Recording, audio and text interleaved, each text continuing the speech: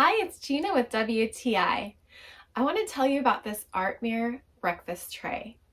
Now, I have been using it on the couch to eat my dinners or to support using a laptop or a tablet. But recently my husband was sick and it came in so handy because I was able to take him his meals in bed and we didn't have to worry about anything spilling anywhere.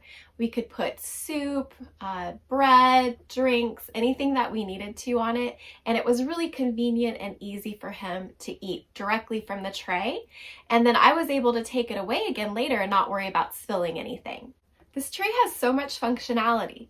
So it has 4 different heights that you can adjust it to tip it up depending on how you want to use it. I personally like to use it flat without the legs extended when I'm using my computer, and then I can prop it up just to level 1, and that seems really comfortable for me. If you're looking for a versatile tray that you can use in many different situations, then I recommend this one. And that's my point of view.